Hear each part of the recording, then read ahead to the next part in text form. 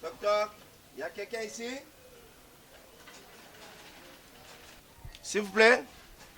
Il y a quelqu'un ici?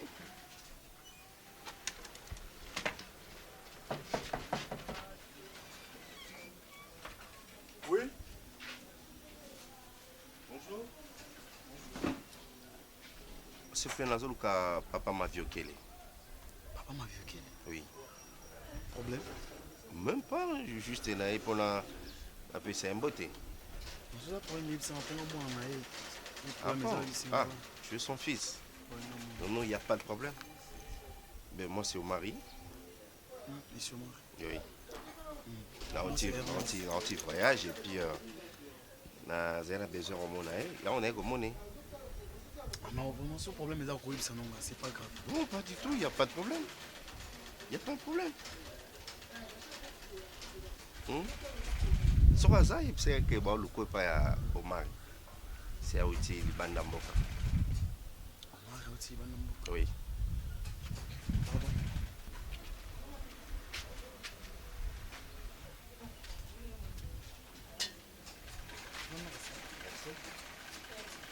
Papa. Papa.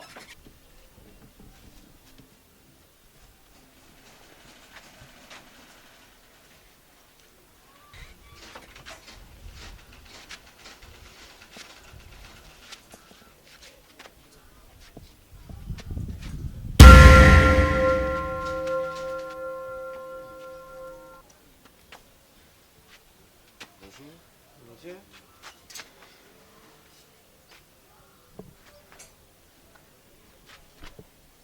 Malembe, papa, malembe. C'est bon.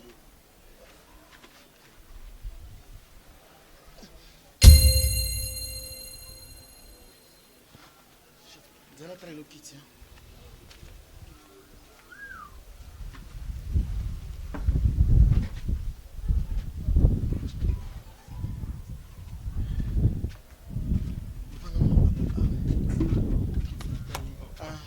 Nathalie, na autre place de Zouaka.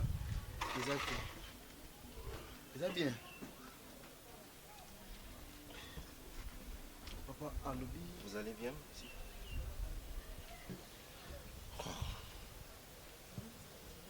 Je suis un peu troublé là. Je suis un peu troublé de me retrouver en face de vous. Moi, c'est au mari. Ouais. Oui, je suis au mari. Je viens de l'Europe. Oh oui, c'est vrai que mon histoire c'est un peu compliqué. Na ye Kinshasa uniquement pour nous papa m'a violé. C'est vrai que et Kamusayo nazali mwana ya mama Léa Ndaya. Oui, ngai mwana na ye. Mwana ka moko abota na poto. Donc c'est comme ça que na tuna banda ko tuna mama wapi papa et c'est que papa dans un Kinshasa mon papa m'a violé. Il m'a passé l'adresse na utaki place Bwanda go fanda kala et c'est de là baba qui ba yebi penzate ba pesinga mo référence. Je suis venu juste en demandant sur l'avenir ba singa papa m'a violé mon fanda kala et c'est comme ça. Je sais pas ce que maman Léa. Lui yana yibi tubanda kana yina bumwana tang na sadaka jen garso na tiaka ye jen tang na tie jemi bandi kune baninga kate ndendi kuna ye dite ashibe aribu kechu ya jana pari na yukaka bamemaka ibake balungudi jen nde jemi lungwaka me yo kudu susu aribu papa ne yonga nendengini. C'est vrai, maman m'avait tout expliqué. C'était effectivement comme ça. Azora maintenant, il y a famille naïe, Ritifa qui a avorté et Dieu dans sa miséricorde, Dieu et l'on raté. Ah bon? Si Nathan Matindi na poto, c'est comme ça qu'ils aiment qu'ils n'aient qu'au col là na poto. Et donc, pour te dire vrai, je suis ton fils. Oui.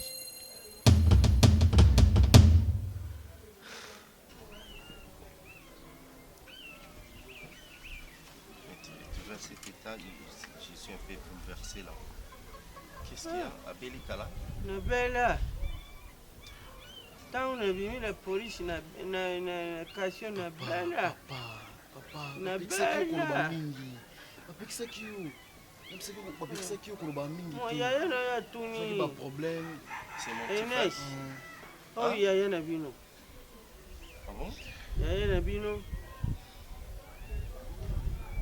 ntango na bandaki vi nde jemi ya libutu na tia yeye na nsima ya mama na yo ndenge akendaka nde nazwaka mama na Ines aza ye moko te na Belvi ndeko na ye Belvi nde alobaki aza na voyage. C'est une fille? C'est une fille. Donc, derrière, après moi, il y a encore des enfants. Après toi, Belvi, après toi encore.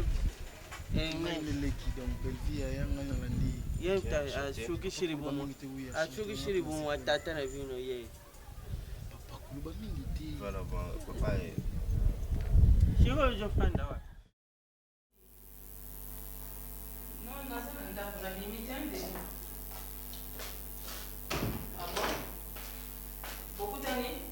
Oui, maman. Na kutani na papa.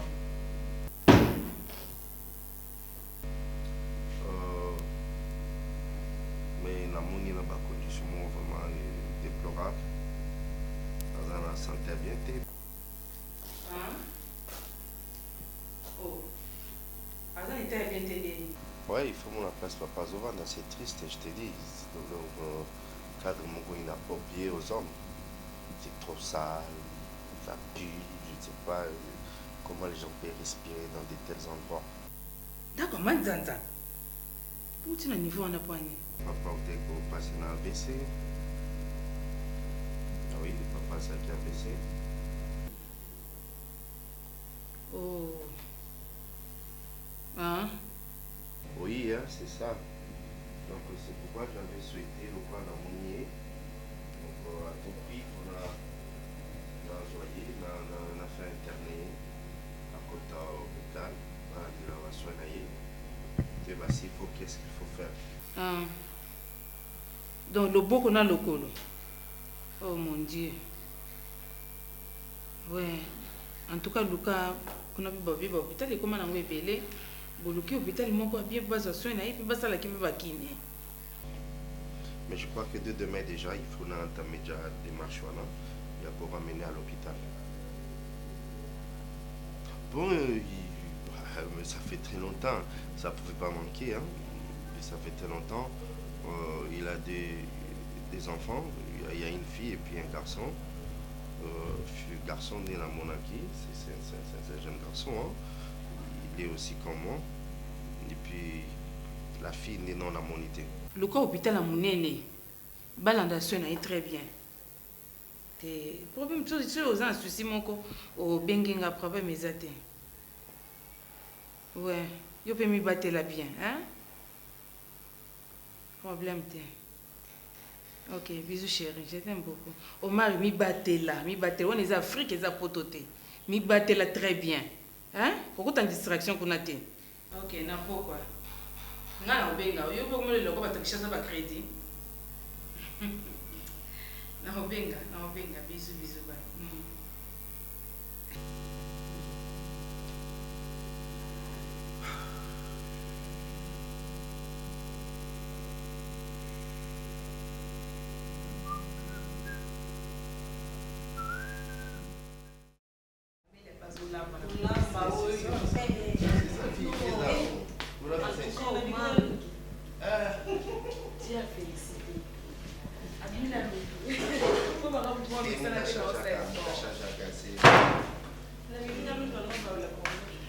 C'est normal, c'est ce qui envoie l'eau ici.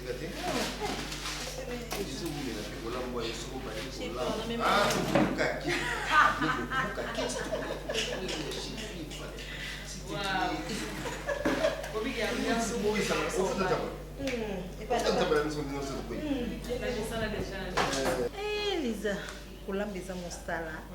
Maman, na toki na lembi te me na toki. Kapo chérie na ngalia. Mais c'est normal, hein, parce que nous avons aussi, on a la cuisine est là, il faut le faire. Je Je voulais faire une surprise à Lisa, mais ça vient que bientôt là, il faut nous parents ya mwasi na nga Amelia. Comme tu as la parents et tout ça, procédé union célibat là, tout qui est dans souka, c'est un mariage religieux, dans l'oreiller, et voilà, c'est ce qui me reste parce que l'essentiel est dans sali. Et on va dire que ça la première mention il y a lingi hein. Et ce qui reste ça va pour honorer. Voilà. Ah papa Omar, de so yebi esengo nazana ngo. Kolekanga te. Ti. Obi que au changer Amélia totalement dans le bité. Quand la comportement Amélia zalaki nango. De banda ayeba yo nande bo comité na niveau nande ngo changer donc on mona que Amélia aza deux personnes. Mais on va parler nzungu na mufinu kuna mona moni siko yo pe noza mufinu kwa Amélia na changer na communiquer. Te on moni on comme vraiment douce donc ozo mona na kamwe na Amélia ako ko ta cuisine azolamba. Oui mais il a félicité Amélia. Lisa, mon jour on la ta voile. Non, c'est un micro na salle. Na témoigner nandi na zalaki, nandi na komi après na yembi. Voilà. Na koyemba baningai ngasi na bali. Baningai na sina bali. Botika kofinela ngai misusu na banzela. Botika kofinela ngai. Voilà. Non, mais ngai esange c'est makasi hein. Ouais, vraiment. Non. Tellement gentil. Donc la tendresse hein. OK, nano yeba tinto nous am tendresse. Naza na miso bolingo. Ngaso na lingi. Et non tika na kangama non tina su. Na mini na kaka. Na kangami na Omar moninga. Non ti côté. En tout cas. Vraiment, mon amour. Et Omar yo. Azor sur ça. Que tu as entendu piser sur Sous c'est qui ça? Kende koyo kalani. On le sait on benga na bébé. Non, maman na yo ki ako. Bon, na yo ki ako. On a dit que Non, c'est c'est la télé. Je vais ça aussi quand on qui au qui dit c'est l'hôtel.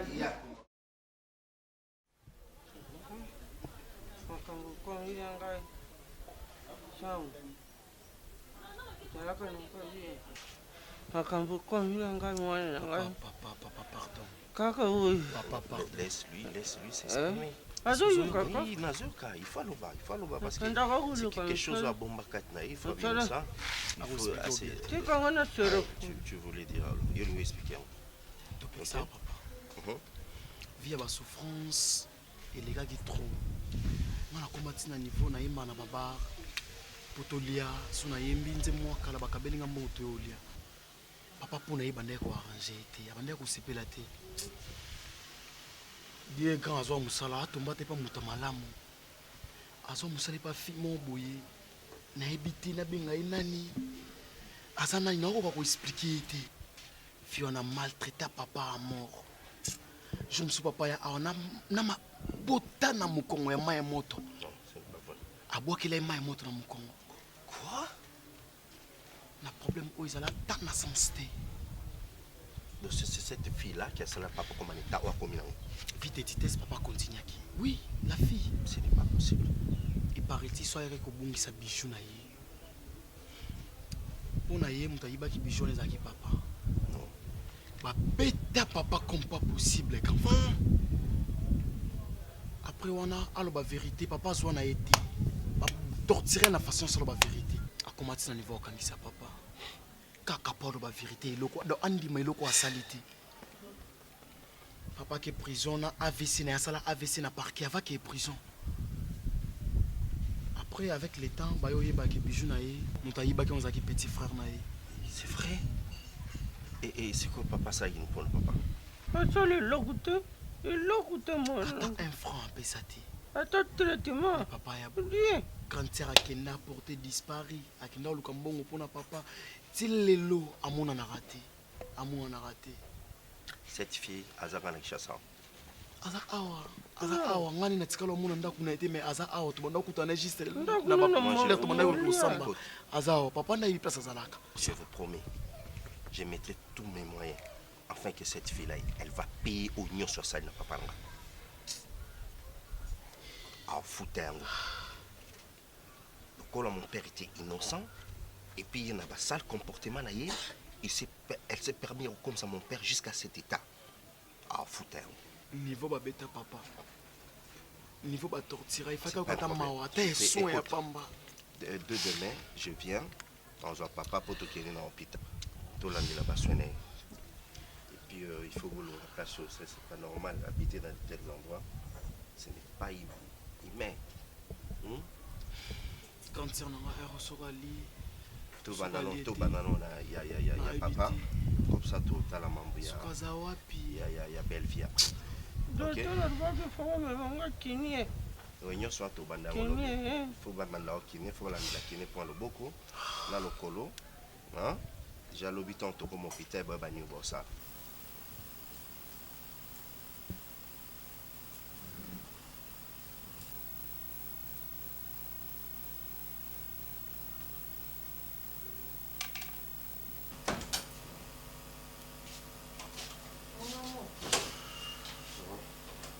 L'amour de ma vie.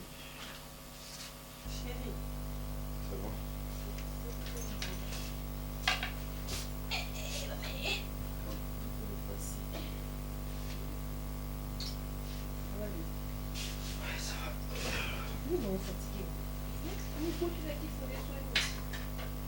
Il y a quoi?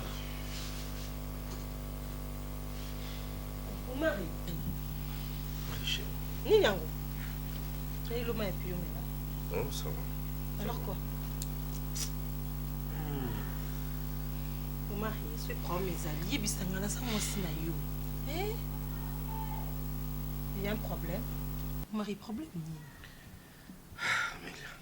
Mais mon bali soit un problème à partager na moi aussi na yo. Moi soit un problème à partager na mon bali na yo. Parce que tout ça ka biso mi bali.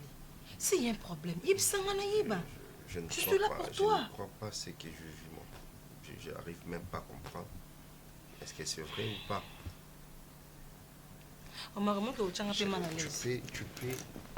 Tu peux imaginer que dans ma recherche dans ça là, j'ai retrouvé mon père. On m'a remis le question depuis longtemps, on a papa na yo bande comment on a été. Donc si au côté au vandi a ozoka mabe ozoka bien t'es parce qu'on retrouver papa na yo. Je lui ai retrouvé mes Netani. Papa est sérieusement malade. Abelini. Je ne sais quoi t'expliquer, mais c'est presque moribond. Au moment où moi j'ai cherché mon père, il y a un poutani dans l'état déjà comme dans l'état. Je vois, c'est pas grave. Quelque part dans un condamné, j'étais où depuis longtemps. Non. Mais quand même le corps retrouvé à Zav vivant, c'est pas grave. Ma béca soit. C'est grave, on a retrouvé un état. Non. On mari. Oh, je sais. Tu sais soutenir. Est-ce que tu sais? J'arrive pas. Non, soutenir yo pour na papa na yo. Parce que papa na yo azaluka papa nanga. Azabo kilo nanga. Maman nanga la même que papa na ya yamba qui très bien. Et là nous avons un peu même papa na on peut présenter nga qui nous. Enfin mais moi papa en bonne santé, au côté en bonne mine. Chérie. C'est pas qu'il n'a même papa n'état là zanango. Et là nous s'inquiéter. Mais parce qu'il n'est pas en bonne santé. Mais c'est ça le mongo. Tout est possible. Et ça question bon côté. Question qui n'a retrouvé oui dans Azan normal, bonne mine, qu'est-ce que je pourrais faire? Plaisir m'a dit qui en voilà. C'est question mon côté. Parce que bah moins lasagne monter mais lasagne pas moins été parce qu'avec tout ce que moi j'ai nous sommes là ça dans poto. Bon nous sommes là dans ça dans poto. Est-ce que un jour je viens comme ça au Congo, je trouve mon père Ali Apembo Mwana. Mais il faut aller voir. Place n'a trouvé mon père. Il faut mon place à Fandaka. Place mon je sais pas ce qu'ils a fourré l'autonome solo condition à bien té. C'est que au mari papa na yo azana famille. C'est pour la première fois que la mon papa la ngai. Na kotina ita bongo.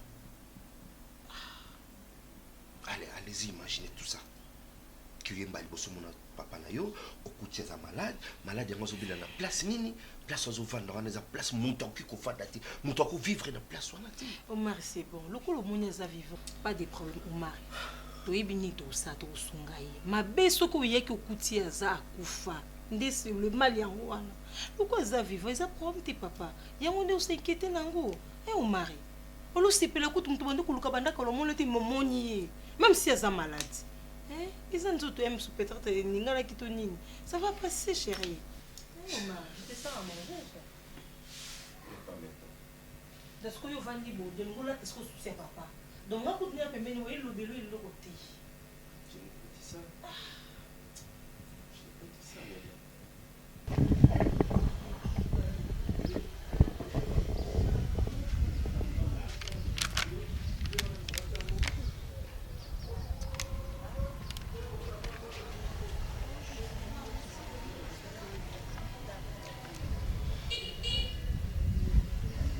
Je t'avais prévenu. Avec ça, yo. Maintenant, on dirait que nous avons baki kosuka boy. Papa bima tu. Papa bima. Papa libanda. On a parvenir koko sa papa qui voyage. Ya belle vie nango voyage to comment no liboma. Osanga beponi. Pourquoi osanga beponi? Elle salanga bien. Les namoni yana biso. Mon papa botaka avant. Tout le monde est ensemble. Tout le monde est ngana yonde to souffre qui ensemble. Pour bénéficier ensemble.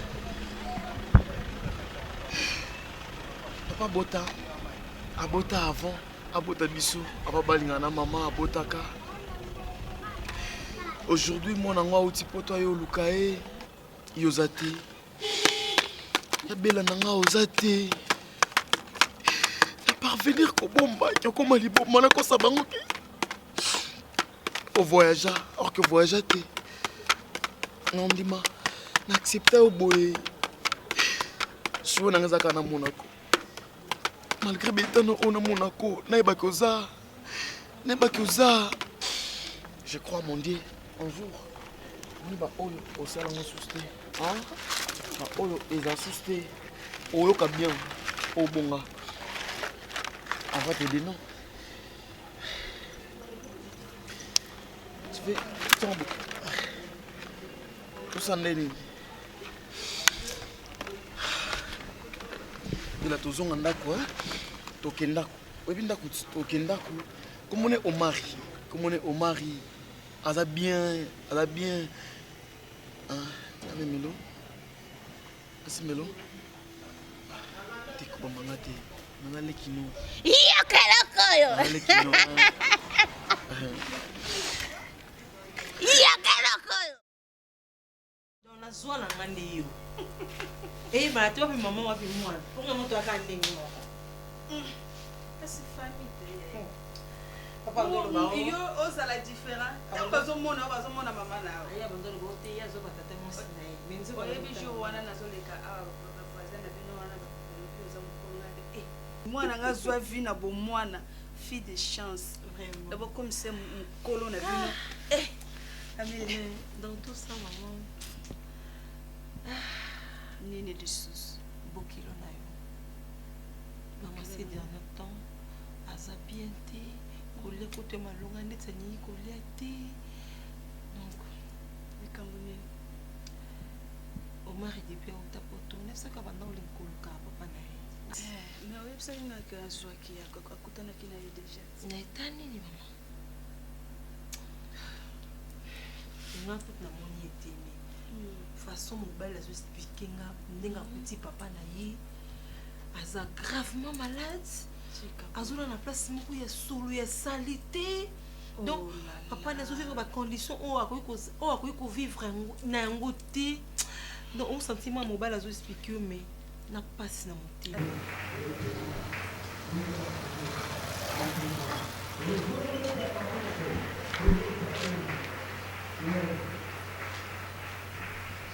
Oh Lisa.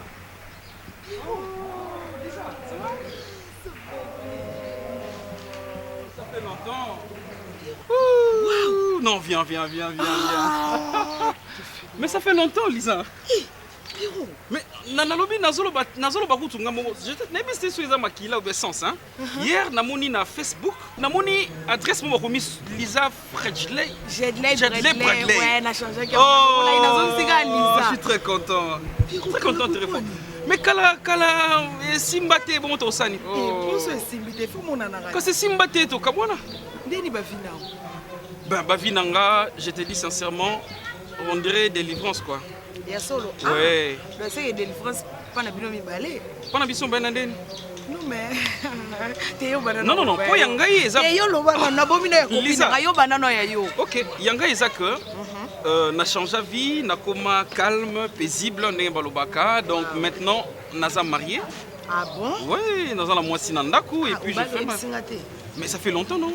On a perdu ma contact dans le groupe sur Facebook. Ya solo. Ouais. Ouais mais peut-être l'aime c'est d'ailleurs manza. m'a touché. Bon, il ne peut pas avoir la paix. Parce que mon toit n'a pas luka et vie n'a pas mobima. Vraiment. Faut soutenir. Écoute, maman, n'a pas ça qui est ngabi chérie. Prends mes amis, ma baisse au côté qui est tout qui a koufaki. Mais le quoi ça n'est vivant. Gloire à Dieu. Vous en avez bon yo. Donc vous voyez. À se faire soigner, c'est tout. Et en dehors, il faut soutenir la prière parce que c'est Dieu qui donne la guérison. Maman, on a prié, on met les cas qui n'a biki na une vagine. Et t'es yo. Ah, vous comme maman. Mais ce qu'on fait, les amis qui ce mois quand il y a papa na une so ou esili. Ndi to kwantami mambo libala. Papa royo kana bien. Et ça na ngo maladie. Lokola pe mbongo ezanga moko maman na ona kota même retraite pour papa wana retrouver vie, a retrouver santé na ye. Obi ke moi mobali oyo Omar. Na benga ka ye ange. Pour que mon ndenge ngana yo toza ko vivre maman na mwana. Mais ça le passé Amélia mais faut ko kanisa bolamu. Faut ko yeba bolamu, faut ko za la reconnaissant. Oyebi ke ngana za la reconnaissante na mwana mobali wana. Yende asala yo lelo koma mwasi okoma na raisonnement okoma poli ozonga oyo ozonga ponga mama no na koka yote na uti musika mama uti musika mais maman soki papa na zaki en bonne santé mais na minute to ba bete déjà maman so libala basumba nini basala busko na ita papa na za très contente na koyoka ke Omar ya kobala yo akota na famille nanga na ko ma femme mariée donc madame Omar bongo nero nga na ozala lango. Franchement, je te dis, nazakola la nazola mukana souci yanga mwana oh père na sala na mokili. Ma fille, qui pouvait t'accepter ndenge ozalaki? Mobali nini? Combien bayaki bakokite? Kaka oya suka pioro mwana mobali wana pe nazako sepelane makasi. Ma fille, maman, fille en Dieu. Je suis une fille amoureuse. Nalinga Omar natanga kango awa. Na misu. Parce que Amélia paie Zambe basunga ye Amélia alinga mobali mobo ya Zadjika uta ipoto. Amélia linga mobali ya Zadjika. Oh, a changé. Donc so moni Amélia même ko sola na on reconnaître. Attends. Non, akoma mwana malamu moko donc garçon na vraiment zaki Nzambe mtatinda. Lisa, tu parles de moi na malamu la kisinini parce que moi je connais bien le comportement d'Amélia. Dans un mouton na vaina ye na ebi comment elle s'est comportée très mal. Et toi tu me dis qu'il y a Bali non, et puis moi zaki na moi comportement mon boya mabe bandenge moko boye ko répondre bato insolemment babilo moi bon en tout cas. Oh toi et Baniza ko baté elle avait a changé ma casse donc mobali moi mon ani alinga bala Amélia donc a changé Amélia donc kozana. Donc tu veux me dire que alingi siko abala? Ouais alinga bala. Mais c'est bien, moi je veux dire je n'ai rien à dire hein. Et puis souci nanga izalara que ayeba que moto azalaka na bato. Voilà. Donc azani amate pour na comportement bizarre. Mais le coup les sali que alinga bala donc c'est bien aussi. Moi j'encourage. Moi je suis déjà marié. Donc je fais ma vie et puis donc c'est gloire à Dieu hein, gloire à Dieu nenge salamaka. Ouais, non, il s'améliore qui on a mon qui à Bali déjà malgré tout hier. Magamelingue salama bien. Non, nazalaka motema mabete. Et ça passé nanga même pour na mariage. Sur les que balingi babala na invitation. Babenganga na roya. Tu as couple. Non, là, tu alliance. Non, alliance parce que mère fallait à changer parce que na komi mona fonga mit. Bino bozarabo so monika mobile alliance. Ouais. Lisa.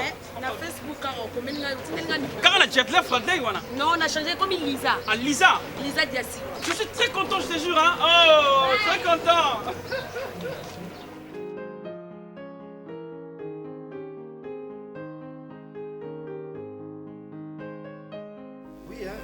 Non, ça va, et ça évolue. Oui, c'est vrai que la début est un peu difficile. Sauf qu'il y a tout ce que ma facture n'a pas foutu en haut. Mais oui, la carte, non, la carte n'a pas. Et ça va foutre ma facture, mais j'avais beaucoup précisé dans la facture à gaz, hein, parce que ceux qui va foutre en haut, bon, il y a 4 ans gaz. Oh, ah, d'accord, là c'est bien. Mais j'avais aussi une bonne nouvelle, hein. Ah oui, bonne nouvelle, les amis. Cherche là qui a une belle créature, à côté de moi. Oh, maman. Mais j'étais seul, c'est tout à fait normal. Mais oui. Oui, là, on a bien là que Mimi Goutier, voilà. On a pas souillé pour sa connaissance, ça y va, parce que sur la radio, maman, bon. Il mon go na ibo sur la puis voilà, ça la connaissance Na bokilo na. Elle est la belle fille là. Oui, elle est là. Oui, elle est là. Allez. Alors? Oui, bonjour maman. Oui, très bien. Oui, nalinga kai maman. Amour vrai et amour sincère.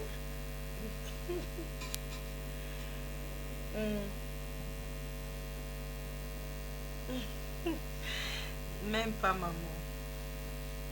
Mais c'est que vrai nakutana mobali ya vie na ngai. Oui. Promesa mwana lobango ezati bon ebongi ye mo tonto no vivre na ye ndo mona ki. Moi c'est sérieuse. Maman, je l'aime beaucoup, je l'aime mon mari.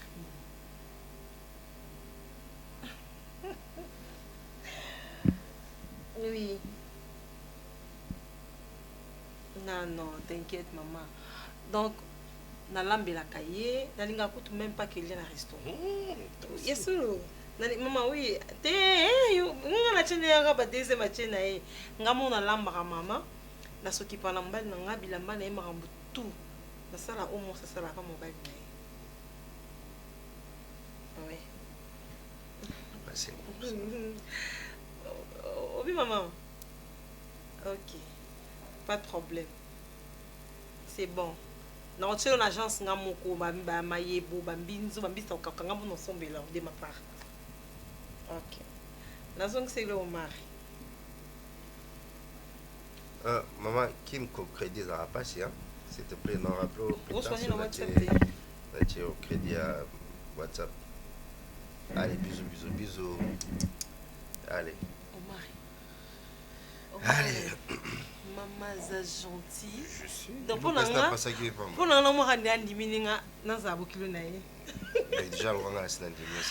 Non, on va bien, on va la tonalité, donc. Et puis, ça gêne, hein? C'est comme ça, ça trop gêne. Maman, non, merci chérie. Ça a débrouillé.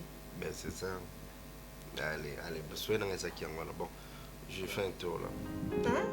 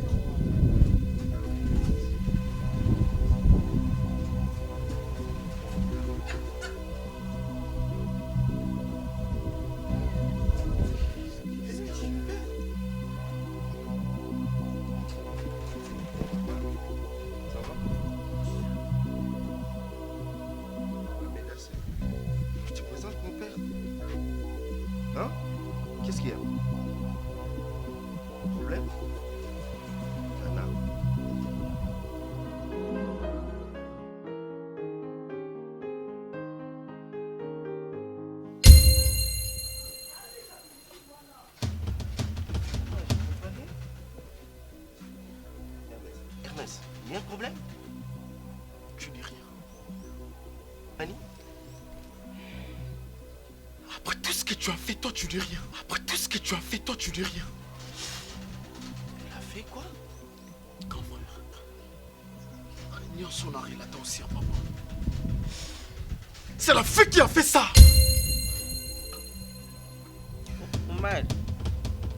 Mari. Mwana mwasho ya sana. Soki lero ngana jaribo ili boku no dikolo. Kona mwana mwasho. Papa ayebisa yo. Soki lero na jabo ili boku no dikolo pona mwana mwasho. Quoi? Amélia, dis-moi que c'est faux. Dis-moi que c'est faux. C'est vrai ça? Ignorante. Papa. Nabombela en vérité mon coup. Pendant tous ces temps qui na prison. Toi qui na soutien, oui bien. Toi qui na place ton cause à aider. Ya belle fesse qui na choisi. Akena mona ba mina. Pour ba aider. Aki na choisi. Asala o ka ko sala.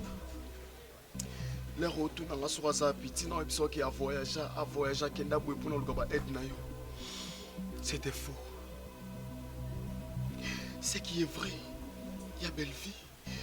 Abela Liboma. Quoi? Ah! La bomba. Elle a été bien pour nos moments, monsieur.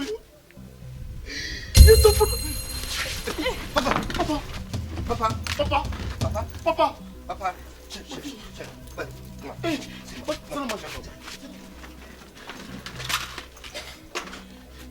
Hé, viens d'abord, toi!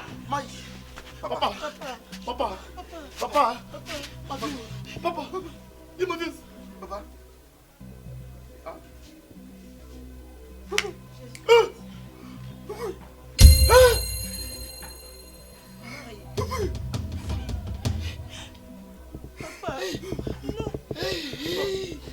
Papa, non, ne fais pas ça. Papa. Papa, avec elle. Papa. Papa, ne t'y gagne pas, papa. Avec elle, qu'on fait pardon, Loba. Pardon, avec elle, Loba. Loba, ma fille, pardon. Loba, papa, n'a été. Regardez. T'es, ma fille, qui était, papa. Si, ma t'es. Papa, n'a été.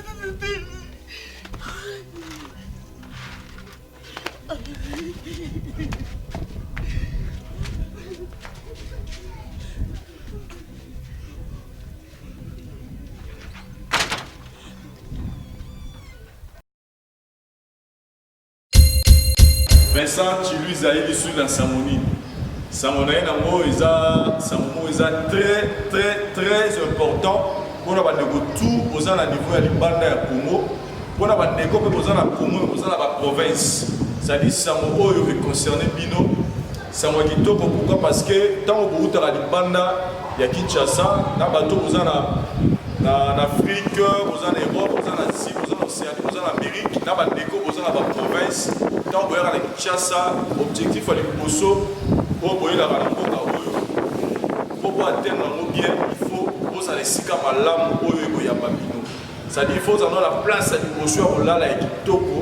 Pour ils ont répondre à notre confort, à notre exigence, pour que ma pongi na yo et les gamalam. Alors, biso, nous sommes la biso ya mou, c'est-à-dire qu'on servir bino ba de biso, totamoli, vraiment de lier pour découvrir que ils ont un espace mora qui toko, pour découvrir na bino de l'eau, Flat Hotel Tenasia, où ils sont situés sur l'avenue Kalemelembe, non loin, il y a direction 24.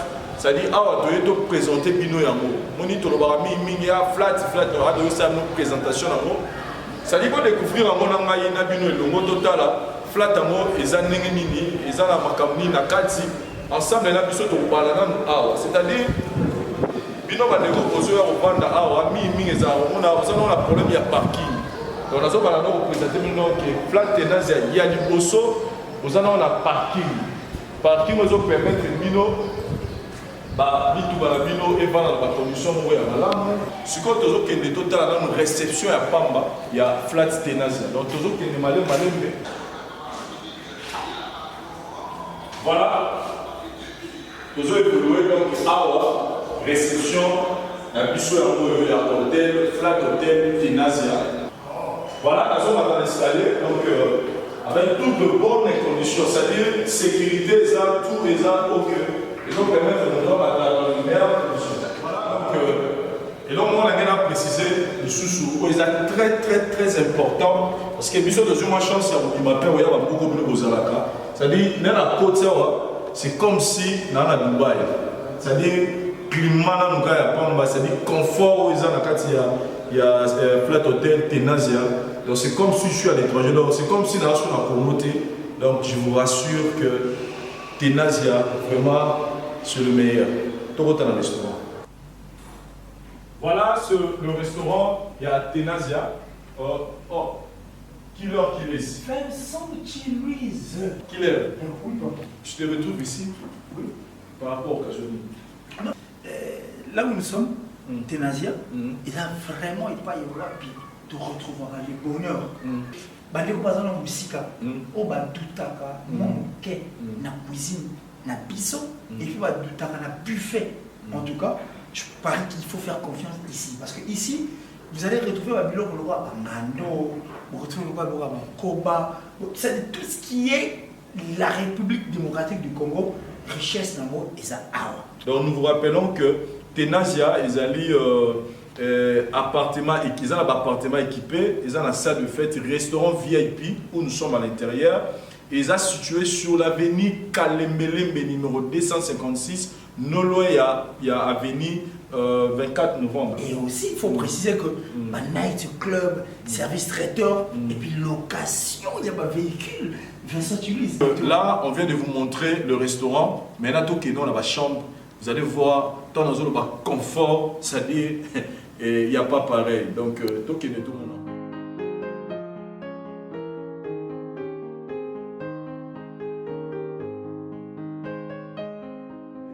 Ça, c'est encore plus intéressant pour la Tenazia. C'est-à-dire ici, frères et sœurs, vous avez la bichot, ils ont il faut remettre au lit, il faut rendre visite. Il n'est pas obligé ou il n'est pas obligé d'entrer dans la chambre. Il y a vraiment ce salon qui est là, disponible pour tout visiteurs au Talayo. C'est-à-dire au Monique à Koki Koko Tate, à gros côté la chambre, dans appartement là voilà un endroit où vous allez être très bien accueilli. Donc c'est des salons où ils sont à Bambou. Et un élément très important, côté Wi-Fi, ils ont vraiment besoin de connexion vitesse donc 4G plus. Donc ce que Wi-Fi ils ont ils ont que non somba méga non donc connexion est permanente pour tous les clients au Awa au utiliser chambre bazan séjour na bango Awa donc connexion internet en tout cas pour ce côté rassurez-vous que Tenazia a pensé à vous.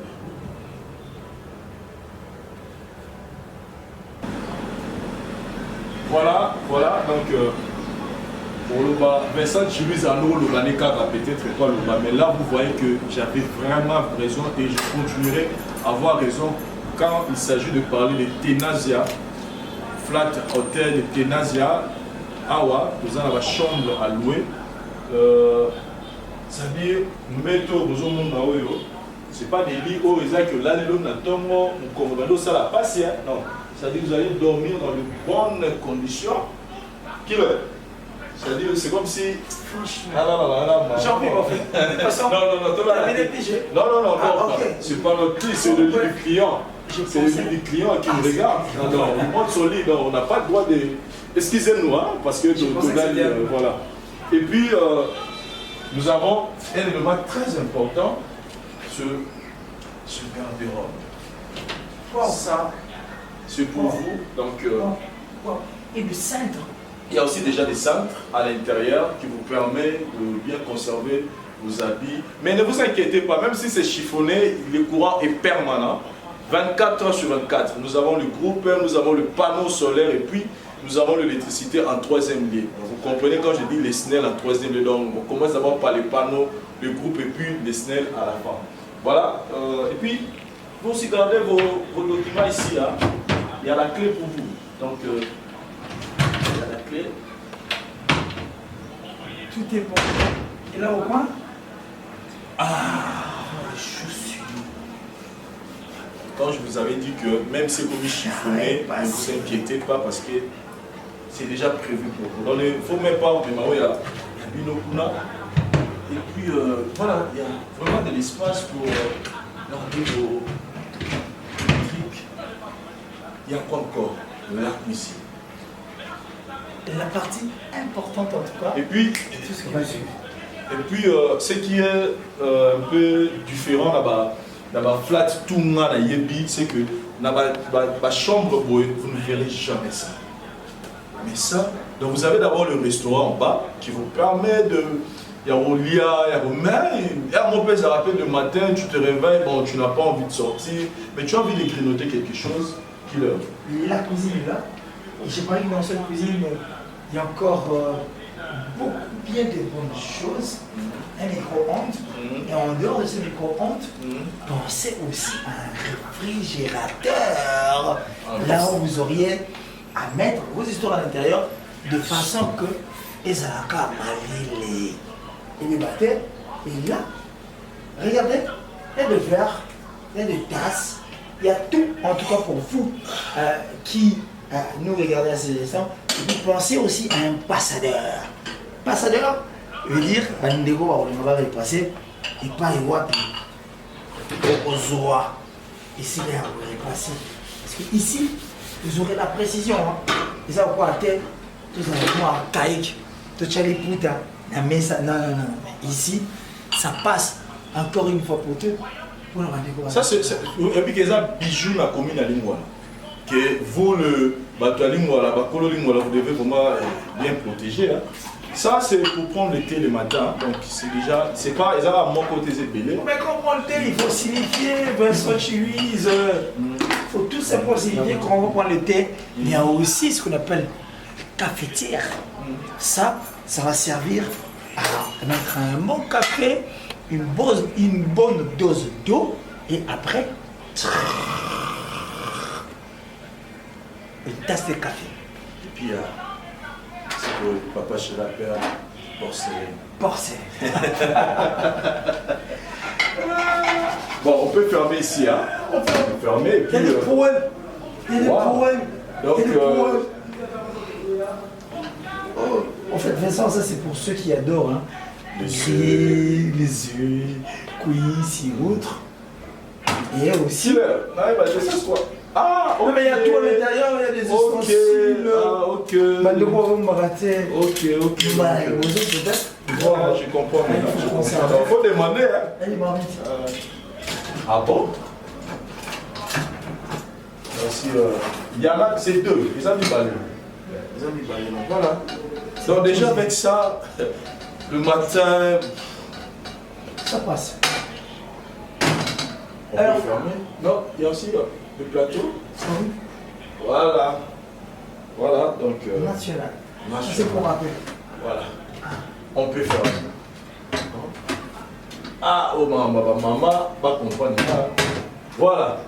Alors, maintenant, il y a un endroit aussi très important. La partie la plus sensible et la plus importante.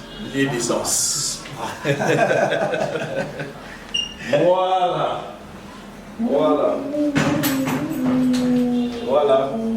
Bon, on ne peut pas entrer. On ne peut pas entrer, mais il y a le charcot. Et puis, voilà.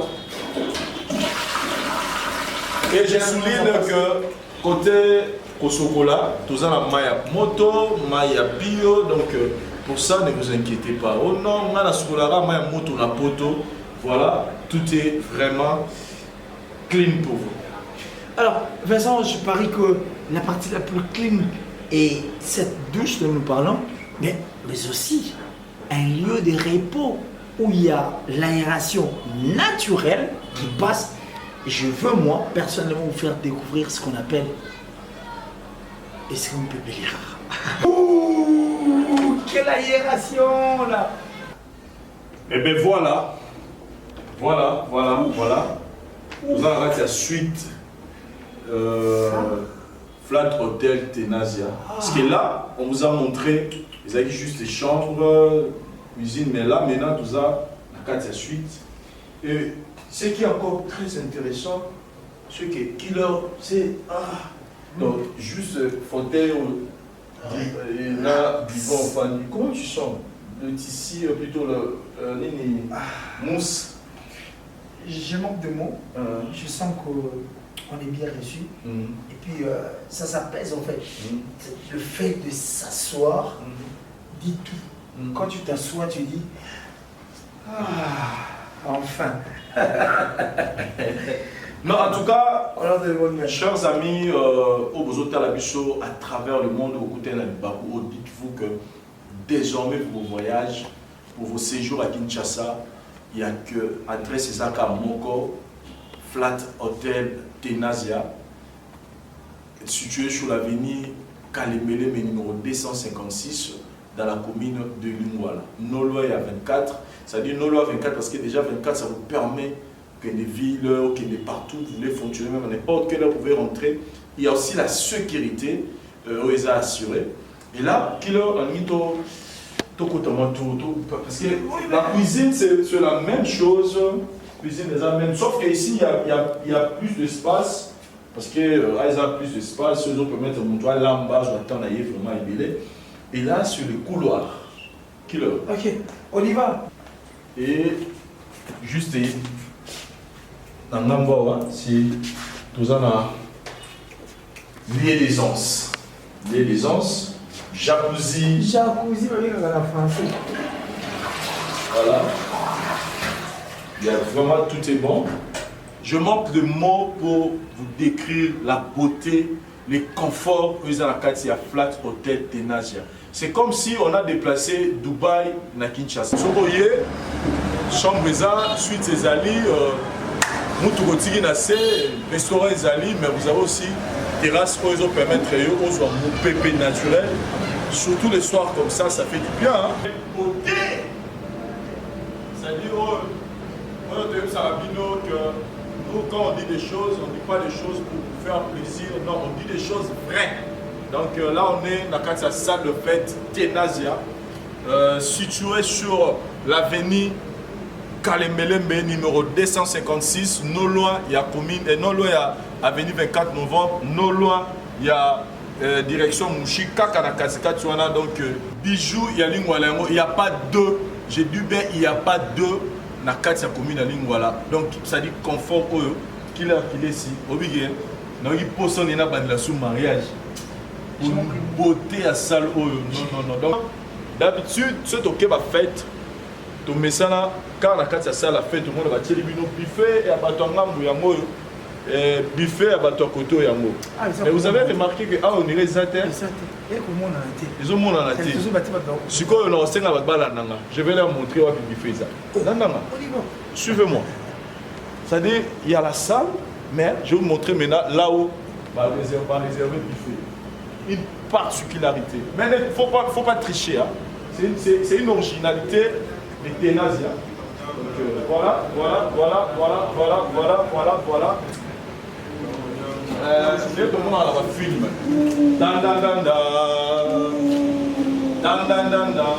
C'est beau là. Parce que moi je suis vraiment tombé amoureux de cette salle, donc s'il fallait recommencer, en tout cas j'allais recommencer le mariage. Mais on m'a dit qu'il y a la bonne musique ici. Est-ce qu'on peut nous mettre quelque chose? DJ, est-ce qu'on peut avoir quelque chose pour la musique?